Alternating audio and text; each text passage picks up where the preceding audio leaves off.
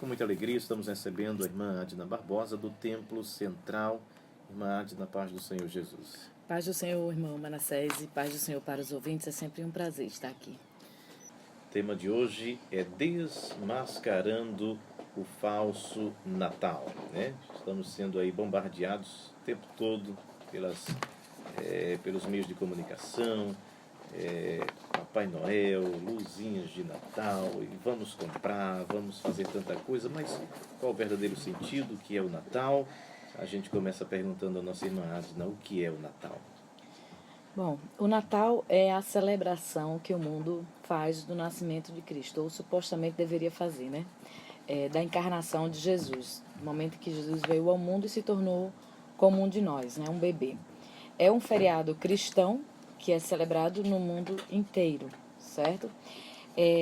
Claro que a gente não encontra na Bíblia nenhum lugar dizendo que devemos comemorar o nascimento de Jesus.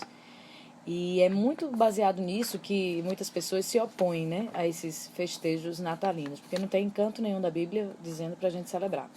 A celebração da Páscoa, por outro lado, é um mandamento divino que está na Bíblia, mas o Natal não. O mundo vê esta data sob uma perspectiva comercial e de interação social com os outros. Tanto para comprar presentes, né, o comércio se utiliza muito dessa data, como também as pessoas, né, as festas que se fazem, as comemorações, né? O Natal tornou-se, então, um evento comercial do ano, o evento comercial do ano, né? As pessoas gastam dinheiro que não têm para comprarem coisas que não precisam nessa época. Para promover maiores vendas, o dia do nascimento de Cristo tornou-se uma estação, né, holiday season, como chama, né? É uma estação feriado santo, né? Que você está ali e aproveita para gastar muito dinheiro. E a Black Friday, que vem um pouco antes, na sexta-feira que sucede o feriado de Ação de Graças nos Estados Unidos, e o Brasil tem adotado, né, essa data, marcando um dos momentos de maior volume de vendas no país por dar início ao período de compras natalinas. Então, desde a Black Friday é que a gente já vem se preparando, né, para gastar dinheiro no mês de dezembro, né? As famílias ganham o 13º, né, os pais, as mães, e aí já prepara aquele dinheiro para investir novamente no mercado, não é? E aí gera a economia se movimenta, né? Todo mundo faz aquelas especulações, né? Quanto é que vai ter, quanto é que de dinheiro vai, né, correr. E a gente observa que é uma coisa muito mais comercial mesmo, né? Não tem o sentido da comemoração do nascimento de Jesus. Há muitos que se perdeu, né? De acordo com a Time, um jornal, né, para muitos varejistas, as vendas deste feriado são responsáveis por até 40% de sua receita anual. Veja, 40%. Só nesse mês agora de dezembro. E até 80% de seus lucros. Daí o nome de Black Friday, ou o dia em que tradicionalmente as lojas saem do vermelho para o preto, porque é o momento que eles conseguem arrecadar esse dinheiro, né? Então, essa comercialização do Natal obscurece, né? Torna nebuloso o significado do nascimento de Cristo. Cristo nasceu em uma manjedoura humilde para nos ensinar a humildade e a abnegação, não para celebrar o seu nascimento comendo e bebendo e comprando e vendendo, não é? O Natal, a princípio, não foi esse, não foi com essa intenção que Jesus veio ao mundo, né? Vejam os próprios personagens e os elementos que Deus se utilizou e escolheu para o momento do Natal. Pastores, estrebaria, uma jovem virgem pobre, uma tia estéril, uma manjedoura, perseguição, matança, fuga. Nada disso combina, né? Com festa, com dinheiro, com roupas caras, com mesa farta, nada disso combina. Então, tudo que... Veja, observe, né, como tudo hoje foge, né? Até aquelas pessoas que não utilizam árvores de Natal ou luzes, ou não acreditam eu chamo de seu Noel, viu? Eu não consigo chamar de Papai Noel, não. Não acreditam no seu Noel. Mesmo essas pessoas, muitas vezes elas também entram nesse clima, né, de muita festa, de muito presente, e quase não se lembram do nascimento de Jesus, não é? E hoje mesmo eu conversava com as crianças e explicava, né, sobre o nascimento de Jesus, como o que a gente vê aí no mundo absolutamente não tem nada a ver com a proposta que é o Natal e talvez a proposta do feriado. A gente vai ver mais na frente, né, qual é a história desse feriado, mas a boa notícia da data do nascimento de Cristo não é um feriado, como os presentes, festas, diversão, árvores de Natal iluminadas, porque isso são apenas vestígios, como a gente vai ver mais na frente também, de uma cultura pagã que nada sabe sobre o verdadeiro Deus, sobre Jesus. A boa notícia do nascimento de Cristo gira em torno de uma pessoa, um dom inefável de Deus, um Salvador que é Cristo, o Senhor. Então a história do Natal é o início do ápice da história do mundo. O ápice mesmo vai lá na cruz, né? No momento que Cristo morre e ele ressuscita, ali está o ápice da história. Mas o nascimento é o início dessa plenitude dos tempos que a Bíblia no Antigo Testamento falava. Era através daquela criança que o pecado do mundo ia ser derrotado. O inimigo seria exposto na cruz, era o início da nossa vitória.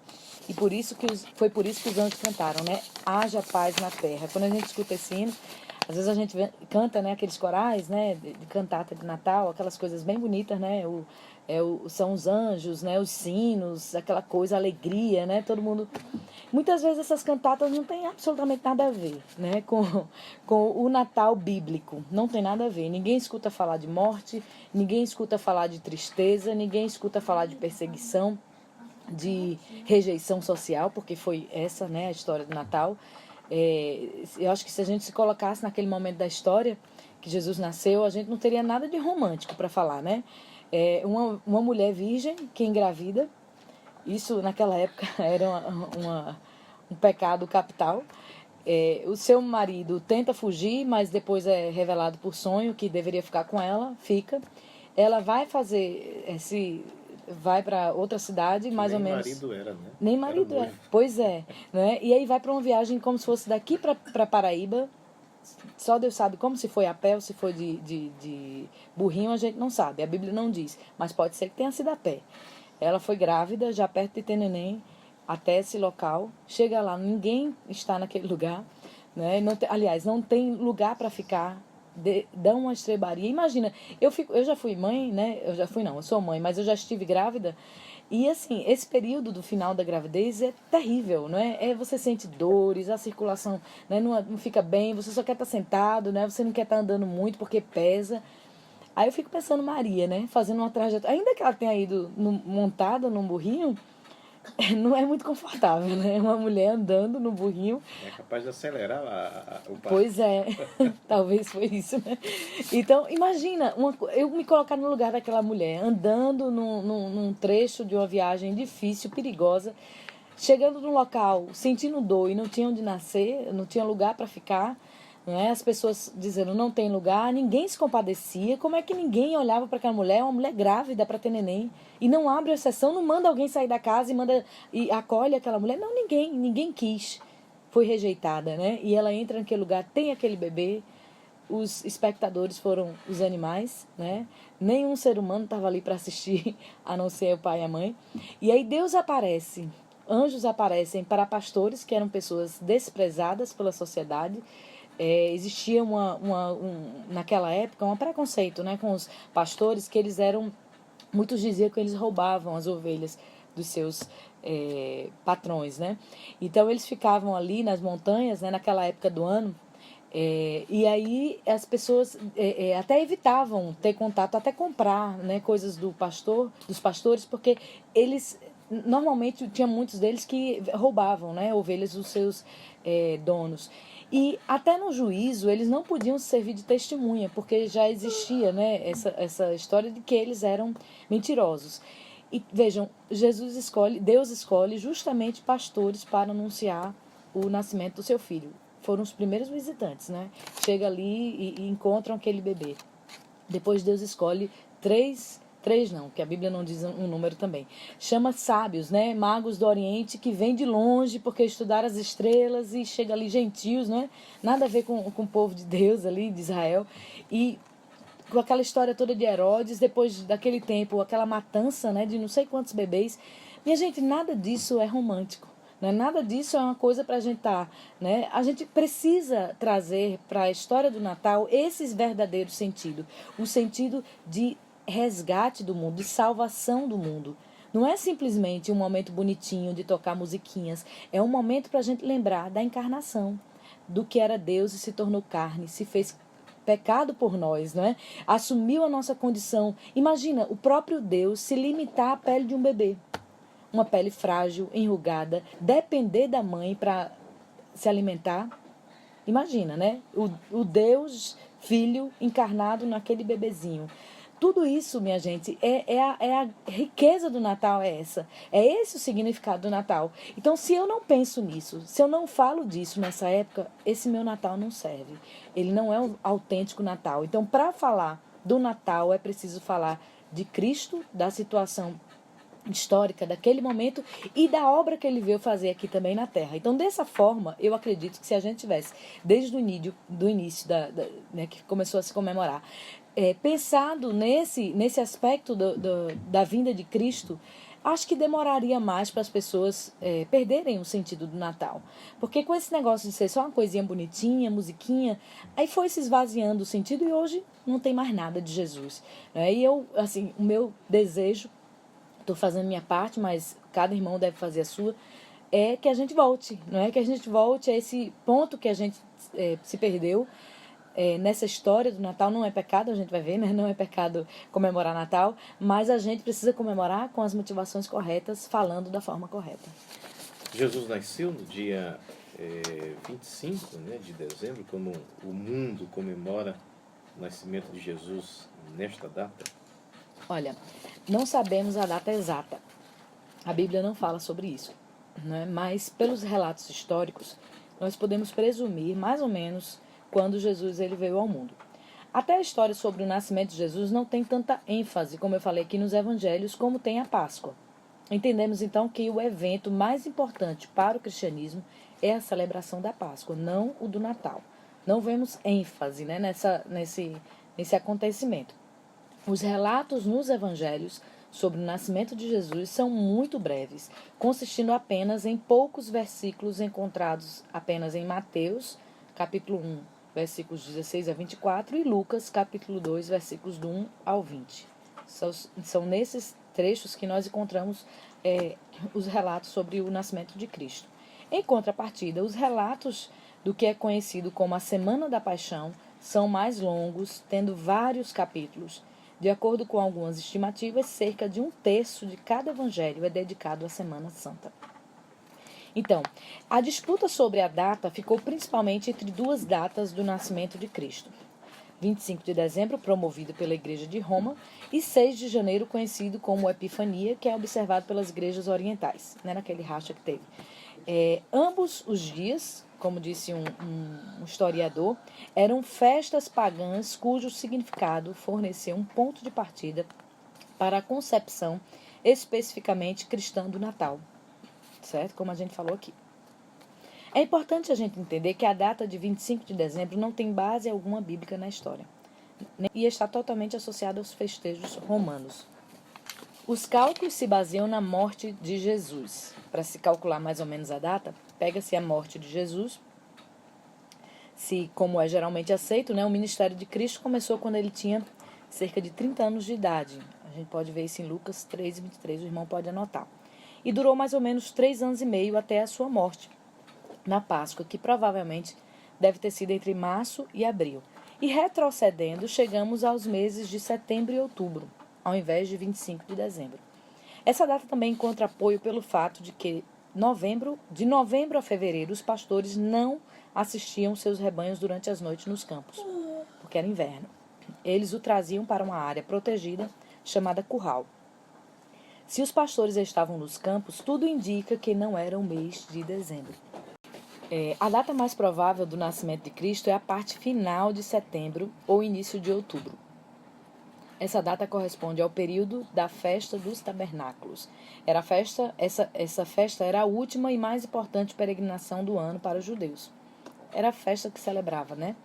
Que lembrava o momento que o povo de Israel passou, né, pelo deserto, montando cabanas. As condições de superlotação no momento do nascimento de Cristo como a gente viu, né, no nascimento quando Maria vai a Belém, não havia lugar, como dizem Lucas, né, não havia lugar para eles na estalagem, Lucas 2:7. Pode estar relacionada não só com o censo realizado pelos romanos naquela época, mas também aos muitos peregrinos que ali se aglomeravam, especialmente durante a festa dos tabernáculos. Então, Belém ficava a apenas 4 quilômetros de Jerusalém. Os romanos, fala um outro historiador que eu pesquisei, eles eram conhecidos por fazerem seus censos de acordo com o costume dos territórios ocupados. Eles aproveitavam aquela época que tivesse muitas pessoas ali para fazer esse censo. Assim, no caso de Israel, eles optaram por ter o povo afluindo para suas províncias em um tempo que seria conveniente para eles. Sem falar que fazer o recenseamento no meio do inverno não fazia nenhum sentido, né? Fazer um recenseamento no mês de dezembro, que era o mês de inverno, não fazia sentido, ninguém iria, né?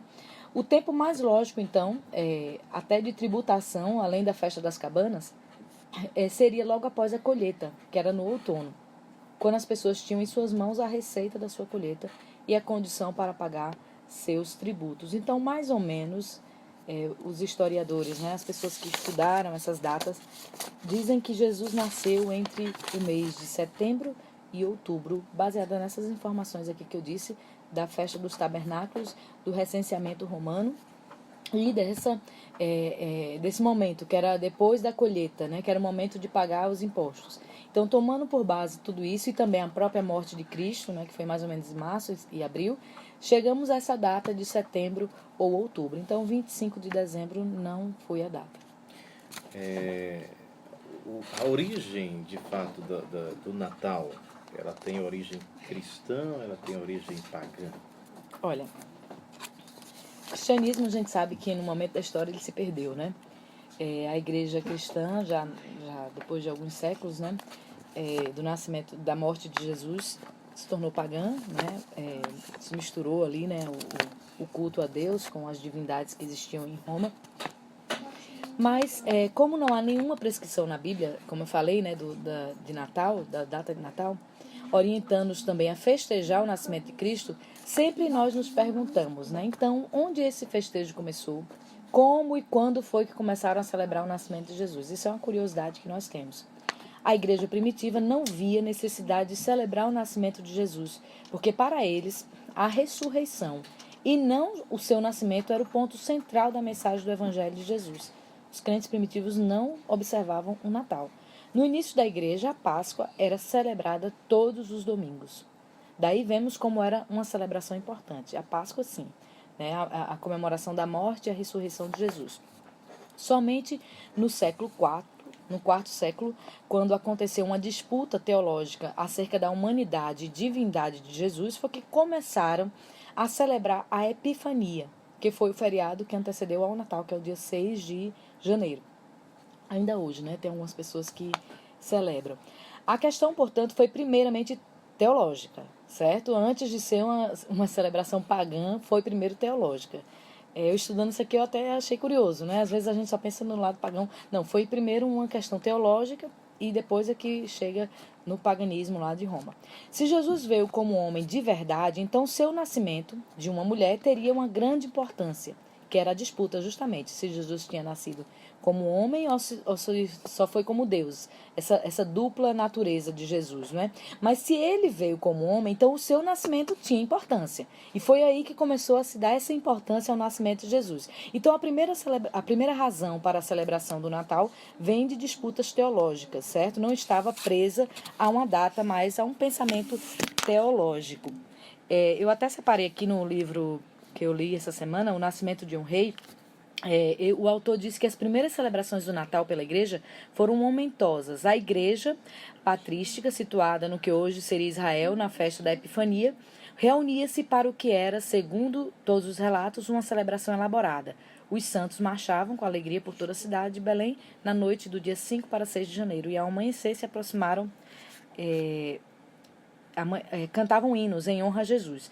Eles logo se aproximariam de Jerusalém e da Igreja da Ressurreição, cujo interior estava enfeitado com milhares de velas, certo? Eles usavam muito luz. Mas como é que essa data, né, que eu falei aqui da Epifania, de 6 de janeiro, mudou para 25 de dezembro? No reinado de Constantino, 25 de dezembro, era a data da adoração ao sol. E aqui é que entra a história do paganismo, né? E esse primeiro imperador, que era um quase cristão, ele não era cristão, né? Como as pessoas dizem. Na realidade, a conversão dele foi bem, né, por conveniência. Ele uniu de modo deliberado essa adoração ao sol ao que hoje denominamos de Natal. Em adição, na igreja primitiva, a Epifania era ligada ao batismo de Jesus, certo? Mas com o tempo descobriu-se que essa ligação abrigava implicações heréticas. A heresia, como eu falei da teologia, né, anteriormente, a heresia do adocianismo sustentava que Jesus, o homem, não se tornou Deus até ser adotado pelo Pai no momento da descida do Espírito Santo no seu batismo. Por isso que era celebrada a Epifania, porque eles consideravam aquele momento do batismo como um momento em que Jesus se tornara Deus. É uma heresia, né? Sem tamanho. À medida que a igreja revelou sua posição a esta heresia, ela precisou separar a celebração do Natal, do Advento, do batismo. Porque a Epifania estava ligada ao batismo. Aí começou com essa heresia, né? De que Jesus se tornou Deus no momento do batismo. Então, a gente precisa separar, né? Precisa ter a celebração do nascimento contrária, diferente daquela data que se utilizava para comemorar o batismo de Jesus, certo? Então, foi aí que o dia 25 de dezembro passou a ser a data da celebração do Natal. Isso aconteceu no reinado do imperador Constantino, dia 25 de dezembro, e é aqui que entra a história também do paganismo associado ao Natal. Era uma data de adoração ao sol, como eu falei. Constantino era um suposto cristão que, na verdade, ele estava aberto a todas as religiões. Ele uniu o Natal à festa ao sol, certo? Por outro lado, a Epifania, que acontecia no dia 6 de janeiro, carregava, como eu falei, sérias implicações heréticas. Então a igreja precisou marcar essa diferença entre o nascimento de Jesus e seu batismo para não reforçar ainda mais essa heresia. Então vem o dia 25, como eu falei. Essa data era a data dos festejos do solstício de inverno em Roma, né?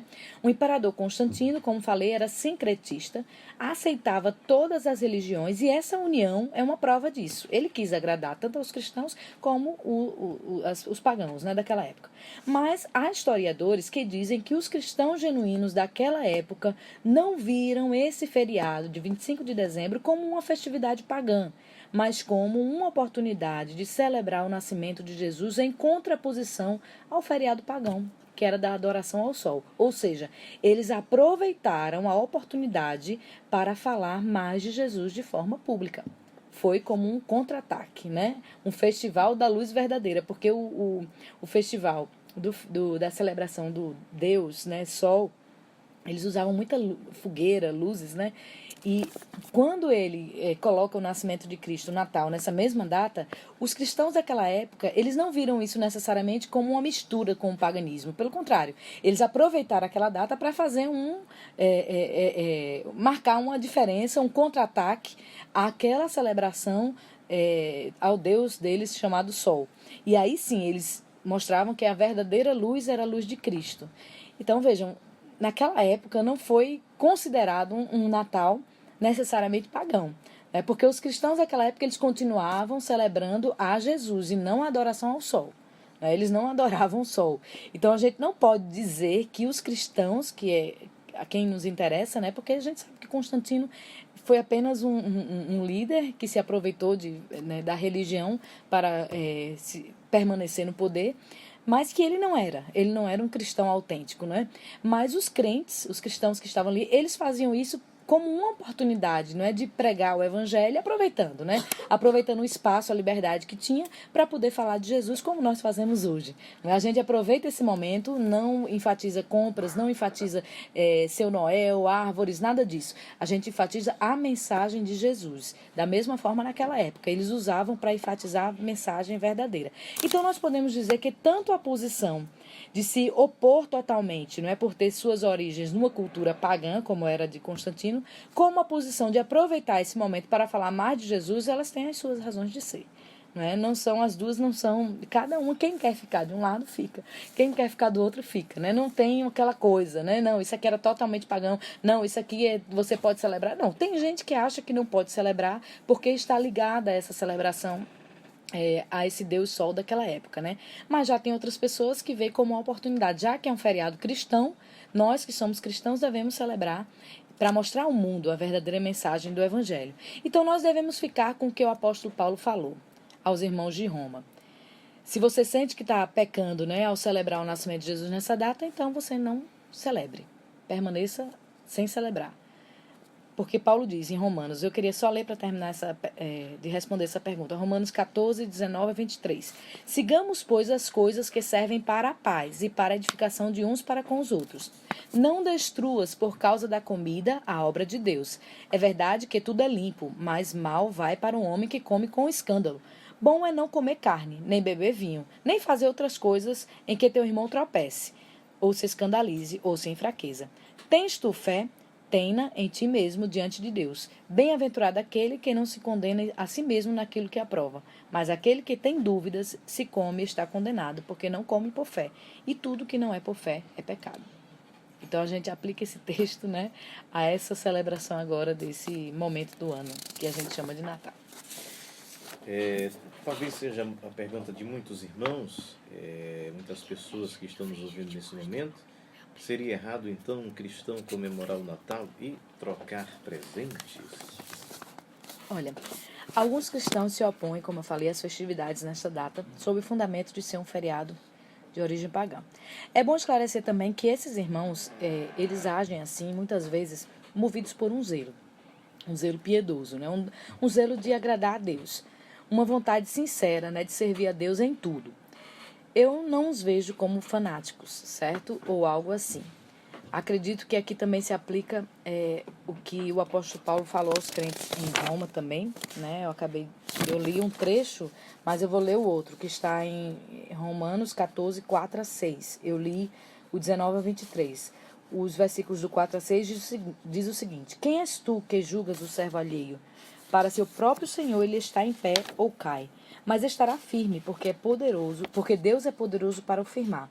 Um faz diferença entre dia e dia, mas outro julga iguais todos os dias. Cada um esteja inteiramente seguro em seu próprio ânimo. Aquele que faz caso do dia, para o Senhor o faz. O que come, para o Senhor come, porque dá graças a Deus. E o que não come, para o Senhor não come, e dá graças a Deus. Então, se o irmão não celebra o Natal, porque leva a sério essa questão do paganismo e vê que isso aí mancha, né, a mensagem do Natal, ele está fazendo a sua distinção, não é? Ele está fazendo para o Senhor. Ele toma essa atitude não porque ele quer ser melhor do que ninguém, é porque na mente dele ele chegou a essa compreensão e ele quer agradar ao Senhor. Deus, ele olha para isso, né? Deus olha para as motivações do coração, se você está querendo agradar a Deus. Se esse é o caso, continue sem celebrar. Mas há irmãos que celebram porque também querem agradar a Deus. Querem aproveitar essa data para falar mais de Jesus, para falar do seu nascimento, da sua encarnação, da sua morte, da sua vitória, da mensagem da salvação de uma forma completa. Então, esse também, ele faz para o Senhor. Então, ambos precisam ter tolerância, né? Um com o outro. Um celebra, o outro não celebra. E os dois fazem para o Senhor. Então, Deus está recebendo. Deus está recebendo aquela atitude. O que não dá é ficar criticando, né? Eu vejo pessoas que criticam. Ah, irmã, mas por que eu quero colocar isso na minha casa? Eu quero colocar aquilo? O irmão vai falar? Teve uma irmã que me perguntou. Eu disse, olha, se o seu irmão está se escandalizando, então não coloque. Não é? Se você se acha mais forte do que ele, se acha que tem uma compreensão maior, né, dessa mensagem, e aquele seu irmão está se escandalizando, não coloque, tire. É porque eu vou colocar. Agora, se eu estou num lugar e eu não vou atingir a consciência de ninguém, e eu quero falar de Jesus, eu quero mostrar alguma coisa do nascimento de Jesus, não tem problema, não é? Mas a gente precisa considerar, acima de tudo, o nosso relacionamento com os nossos irmãos, a edificação. Não é? Então a gente precisa ter cuidado tanto com quem despreza, não é? Aqueles que são mais rigorosos, como também aqueles que são rigorosos demais e despreza quem está falando de Jesus nesse tempo. Porque às vezes a pessoa não está fazendo nada errado, só está falando de Jesus, está falando da mensagem, do nascimento, só fala sobre Jesus e mesmo assim recebe carão, né? Então, assim, falar de Jesus, eu tenho que falar todo o tempo. Então, se no Natal eu aproveito para falar mais um pouquinho, eu não estou pecando por causa disso. Né? Eu tenho que falar mesmo, né? Isso aí é bom. Se eu falo mais um pouquinho nesse ano, eu não estou pecando. Eu estou fazendo até mais um pouquinho do que eu deveria fazer. Então, não tem razão, né, para disputas. Deus, ele nos chama ao equilíbrio. Uma coisa que é muito difícil, né? A gente ser equilibrado. Mas veja o que diz em Eclesiastes 7, 16 a 18. É bom reter uma coisa e não abrir mão de outra, pois quem teme a Deus evitará ambos os extremos. Não seja demasiadamente ímpio e não seja tolo, porque morrer antes do tempo. Não seja excessivamente justo nem demasiadamente sábio, porque destruir você mesmo. É um texto que a gente precisa meditar, né? Antes de sairmos julgando nossos irmãos, vejamos o que nos motiva, se é a glória do nome de Cristo ou o desejo de prevalecer ou criticar o irmão, mostrando-se mais livre e mais santo do que o outro. Eu vejo que esse momento, irmãos, pode ser usado assim como os irmãos primitivos, os irmãos lá de Roma, né, da Roma antiga, os cristãos genuínos, como eles usaram, como um feriado concorrente. Estou concorrendo com as celebrações do mundo, não é? Eu vou aproveitar, vou fazer diferente, aí sim. Para eu entrar nessa do Natal e fazer igualzinho o mundo, realmente você está errando, né, meu irmão? Mas se você usa esse momento para fazer uma oposição ao que o mundo pratica, está tudo certo. É um momento que marcamos o território contra o secularismo atual, né? Contra tudo que o mundo tem levantado contra o conhecimento de Cristo. O mundo, ele vê essa data cercada por mitos, né, histórias de mentira, enganando as crianças. A gente que tem criança, que tem filhos, é importante, não é, que a gente mostre o lado correto. Então, nesse sentido, eu acho que faz muito bem, né, os pais, eles atentarem para essa mensagem pura da Bíblia e passar esse tempo ensinando até chegar ao Natal. Eu adotei isso desde o ano passado, né, que eu no período antes do Natal, a gente faz o devocional, tudo voltado para o Natal. Esse ano eu levei mais um pouco a sério, né? Todo dia a gente imprimiu cartões de Natal para orar e agradecer. E também fizemos devocionais de Natal. Irmãos, tem sido muito rico. Tem sido maravilhoso, sabe? Eles vão ouvindo e eles mesmos vão vendo, aquilo tá errado quando sai fora, né? Olha, aquilo ali não existe. Eles até desprezam por eles mesmos, não precisa nem eu chegar e estar falando. Porque como em casa eles estão sendo vacinados, quando chega fora, eles mesmos já desprezam, nem chega junto. Não quero nem estar junto, né? Meu filho, ele dá doutrina, né, nos outros. Chegar, ele dá uma doutrina mesmo. E eu vejo que isso é bom, está sendo maravilhoso. Então, por que eu vou me furtar disso, né? Por que eu vou ficar, não, porque não posso celebrar? E aí você deixa seu filho entregue, não é, aos ensinamentos do mundo.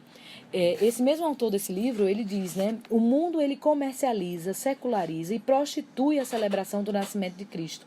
Essa mudança é abominável. Todavia, a solução do problema não é deixar de celebrar o Natal. A solução é celebrá-lo com correção. Nós celebramos a morte de Jesus na Páscoa, né? A morte e a ressurreição. Festejamos seu nascimento no Natal. O fato de os secularistas, as pessoas do mundo, celebrarem esse dia por razões erradas, não significa que não possamos celebrá-lo pela razão correta. Então, há quem julgue severamente os que aproveitam essa data para falar mais do nascimento de Jesus. Muitos atacam, falam que é de origem pagã.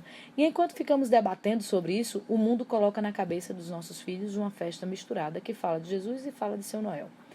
A origem pagã do Natal, como falamos, é claramente um fato que não podemos negar. A gente não pode dizer que não existiu, que existiu, né? Mas isso não afeta de forma alguma o significado do evento, que é a celebração do nascimento de Cristo, o Deus encarnado. Ele não nasceu, não é? A gente não sabe que ele chegou num momento da história e nasceu de uma mulher?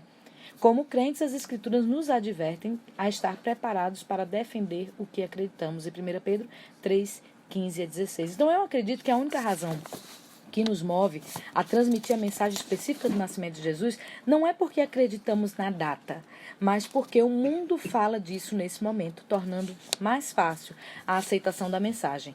É uma oportunidade de, como cristãos, nos apossarmos de uma história que é nossa, não é? Paulo, eu lembrei desse momento, né, de Paulo.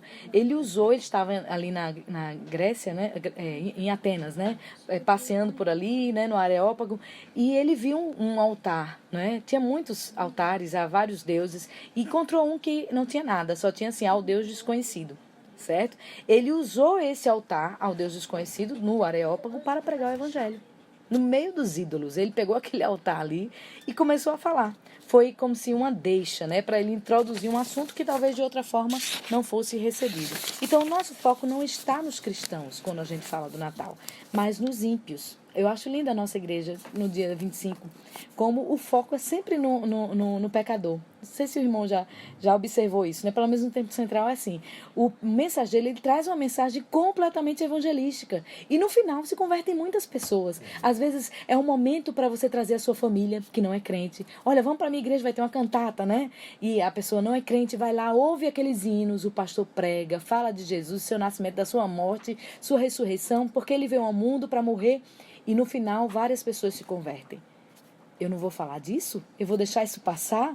Né? Então, os cristãos são os que devem comemorar da forma correta, trazendo ao mundo a verdadeira mensagem do nascimento de Jesus e o impacto que isso trouxe ao mundo. Esse fato que eu falei de Paulo está em Atos 17, 22 a 28. E nessa história, Paulo estava entre os pagãos e observava os deuses pagãos. Os atenienses, que eram os gregos, eram religiosos e politeístas, e em seu desejo de não ofender nenhum deus que ainda não descobriram ou criaram, montaram um altar dedicado ao Deus desconhecido. Seu panteão de deuses não era suficiente. Eles tinham vários, mas não era suficiente, né? Eles ainda tinham um espaço para um Deus desconhecido. É como Paulo mesmo falou, né? Eles se tornaram fúteis em seus pensamentos e em seus corações tolos. Sua mente ficou obscurecida. Era assim aqueles atenienses. Então, vemos nessa passagem de Paulo que ela nos ajuda a responder ou defender as origens pagãs do Natal. Né? E por que devemos celebrar? Veja o versículo 23 de Atos 17. Diz assim: Ora, o que vocês adoram, apesar de não conhecerem, eu lhes anuncio. É como se dissesse assim: Ora, o que vocês celebram, apesar de não conhecerem, é o que eu anuncio. É mais ou menos isso, né? Quando a gente celebra o Natal, quem é crente, né? Olha, vocês estão celebrando um dia que vocês sequer conhecem. Eu vou anunciar quem é o personagem principal desse evento, né? Não há melhor analogia, na minha opinião, para extrair das Escrituras e defender a celebração do Natal do que essa. Né? Paulo usou o próprio objeto da adoração pagã para proclamar o verdadeiro Deus vivo. Paulo usou o seu Deus desconhecido para apontá-los para o Deus que fez o céu e tudo o que há nele. Paulo voltou sua atenção de seu Deus desconhecido para o verdadeiro Deus vivo. Então, no mesmo texto, nesse texto de Atos, há uma declaração que merece a nossa atenção. Pois nele vivemos, nos movemos e existimos. Como disseram alguns dos poetas de vocês, também somos descendência dele. Veja que até isso Paulo usou, né? Paulo pega um trecho da literatura grega dos atenienses e usa na mensagem do evangelho para se aproximar ao máximo, para que eles entendessem aquela mensagem, né? Então essa é uma citação de poetas pagãos atenienses, que se acredita serem de Aratus e Epimênides. Assim, nas palavras de hoje, assim como nós falamos sobre as origens pagãs do Natal, devemos dizer que nele vivemos, nos movemos e existimos. Paulo citou uma linha de poema, não é, para justificar a presença, o Deus vivo. Então, o que quer que tenhamos hoje como Natal, como disse com razão, é um desdobramento de festivais solares pagãos. A questão que devemos responder por nós mesmos é: o Natal ainda é pagão ou agora nos dirige ao Deus desconhecido, para o Deus que fez os céus e a terra e tudo o que há nele? Cristo nasceu? Seu nascimento é um evento histórico? Aí lemos em João 3,16, porque Deus amou o mundo de tal maneira que deu seu Filho unigênito, para que todo aquele que nele crê não pereça, mas tenha vida eterna. Agora, o que não podemos é deixar de falar a mensagem completa, né, nesse tempo. Falar do nascimento somente enfatizando os anjos cantando, como eu falei aqui, o bebezinho iluminado na manjedoura, os magos do Oriente, os seus presentes, é esvaziar o sentido do Natal. A mensagem do Natal aponta para a mensagem central do Evangelho, que é a obra que Jesus veio fazer no mundo. Ele veio salvar a humanidade, ele veio dar a sua vida. A mensagem do Natal é acompanhada de assassinatos, fugas, situações difíceis. Não podemos nos esquecer disso. Não é? Vemos ali em Simeão, quando Maria chega com ele para abençoar, né? Simeão pega aquele menino e dá uma profecia ali séria, né? Ele diz: eis que este é posto para a queda e elevação de muitos em Israel, e para sinal que é contraditado. E uma espada transpassará também a tua alma. Veja, né? No momento que Jesus era criança, que estava ali veja que profecia foi dada, né? Então a gente precisa, quando for falar do Natal, precisa falar nesse aspecto também do Natal. Dizer que Jesus nasceu para morrer. Sem isso não faz sentido a mensagem do Natal. Hoje eu falava com as meninas, os reis magos, para concluir, né? Os reis magos não, meu irmão. Os magos, eu estava justamente falando isso para eles, que não existe negócio de rei, né? É magos, sábios do Oriente, né? Nem tem esse negócio de três, nem existe esse negócio de rei. Mas o mundo fala de rei e fala de três magos, né? Mas são os sábios do Oriente. Quando eles vieram, que muito provavelmente Jesus já um pouquinho grandinho, eles trouxeram 3 presentes, né? Ouro, incenso e mirra. O ouro era um presente dado somente para os reis. O incenso era representava ali a adoração, era usado nas adorações, nos cultos. E a mirra, que era um perfume que era usado nos sepultamentos. Então, com aquela mirra, eles estavam já antecipando a morte de Jesus no momento do nascimento. Veja, que mensagem, né, séria. A gente vê só por um lado, né? Não, aqui é aquela coisa bonita, né? Mas não veio a mirra também, né? No meio do incenso, no meio do ouro, estava lá a mirra. A mirra fala da morte. Ele teve que morrer para se tornar o sumo sacerdote, o incenso, e para se tornar o rei dos reis e senhor dos senhores. Então, a gente não pode falar do Natal sem falar desse aspecto do Natal. Quando os anjos aparecem para os pastores, eles dizem paz na terra aos homens. Paz. Que paz era essa? Era a paz que ele iria estabelecer.